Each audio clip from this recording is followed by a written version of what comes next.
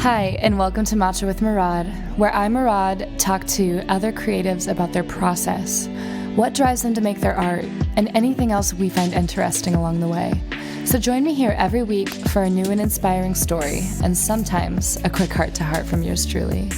You are listening to Matcha with Murad. Hello, hello, hello. Happy Friday. I am actually coming to you on Friday this week because I have been horrible about keeping up with my deadlines. And I thought maybe that'd be a fun thing to talk about this week is deadlines as an artist. Is it good for you? Is it bad for you?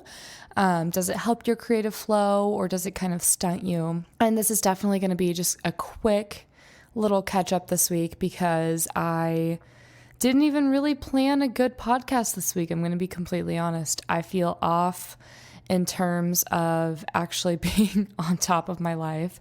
But that's just because it's summer, vacation has been coming and going, and having a solid routine hasn't been as easy as it usually is. So yes, deadlines, something that I have a love-hate relationship with. I think on one hand, they're amazing. And for someone who does have an artistic personality type, it might be better for you because it's some kind of, I don't even know the word I'm looking for, accountability that you wouldn't normally give yourself with your creative things. So if you want to show them to the world, you want them out by a certain time, you don't want to be working on them forever, then you set a deadline. And a deadline is just a way for you to set a date and time when you're going to have at least a part of your project done. I like to do that. I like to set my deadlines up in segments. So it's like 1 week is for, say, just songwriting. The next week is recording. The next week is mixing, mastering. It's just something that helps you kind of get your projects moving at a pace where you feel like you have some kind of control over them. And I feel like as artists, sometimes we all want that control over our own work that turns that more into a business, turns that into something that we can actually, kind of put out for ourselves and for other people. So I am back on my deadline grind, creating deadlines. I'm very, very excited that I'm putting out a secret project either this week or next week. And I'm so ready to just pull the plug on it. I'm nervous because it's going to be a demo EP. So it's going to be all of my old music. And so some of it does sound young, like it was me at the beginning. But I think for me, it's just proving to myself that I can actually put something out that I really need to do so that I'll be ready for my real EP and just be ready and humbled to just put music out, So I'm very excited about that. But I have deadlines I have been meeting, which feels really, really good. I'm sorry if you can hear my cats fighting. They choose every time I sit down to do a podcast, they want to fight. Anyways, so I think deadlines are really important, and I do think they help my own creative process a lot. And something I've noticed that is really good for me is like Google Calendars, because if anything changes, you can simply just move it around to fit your needs. So that's what I really like, is that if something doesn't go as planned, which obviously happens often, you can just change it. This is something I need on like a daily basis. So what I like to do is I have a bullet journal that I set up every week, and that's like a rough idea. And then I obviously keep updating that as the week goes, but my Google Calendar is what I like really rely on to make sure every time, every reminder is set to like the right time, because I can change it so fast.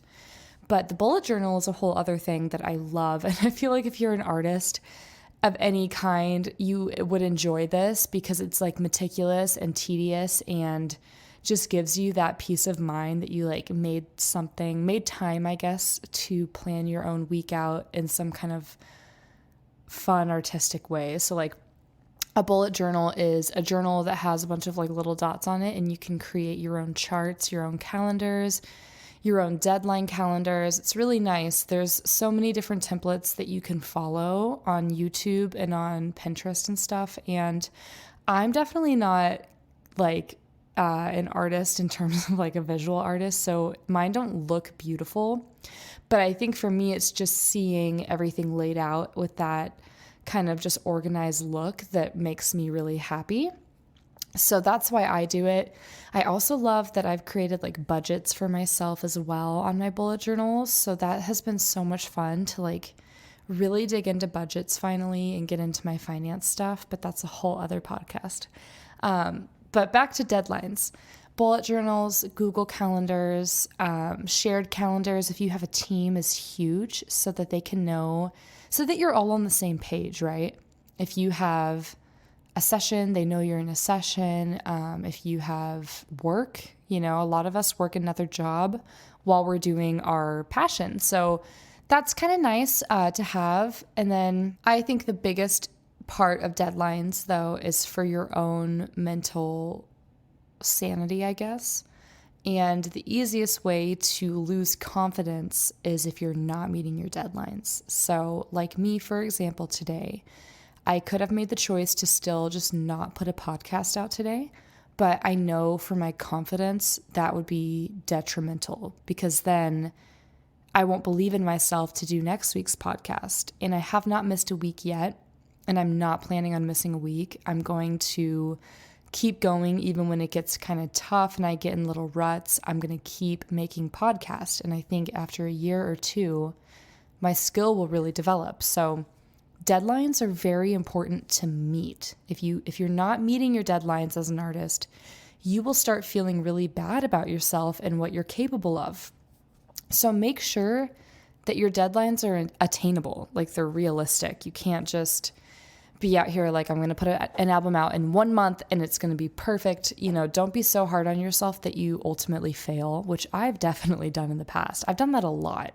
I've been going through my calendar before and went back in time and saw how quickly I was trying to create a project, and then realizing that was just super naive of me to assume that I could get it done in that time. But I think you need that learning process too. That was me at the beginning versus now. And I'm also getting to the point where I'm getting more comfortable putting things out faster. So it all just depends on what you're capable of. But be honest with yourself about that. Are you going to need 6 months because you have a full-time job as well? What do you need? Are you going to wake up on time and do this every day to meet your deadline in a week?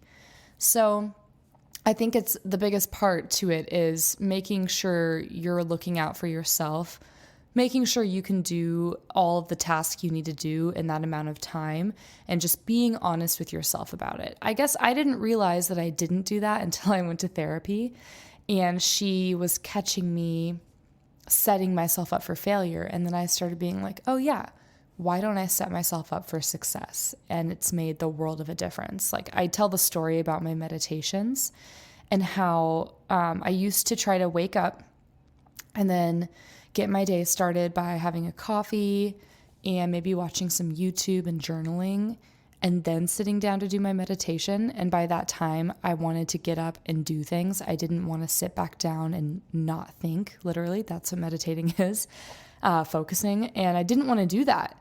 And so I kept avoiding it every day.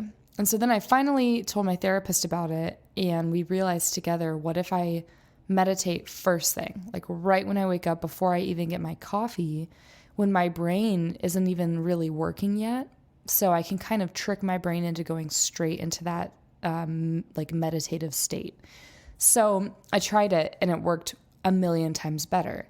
So I paid attention to how I was feeling before I started doing that and why it wasn't working for me. So I changed it, and that was the simple answer. It was more simple. It was just so much more on just a natural sense of I wasn't awake, so it'd be a better state for me to go into a meditation rather than I'm fully awake and I want to get my day started. It was so simple.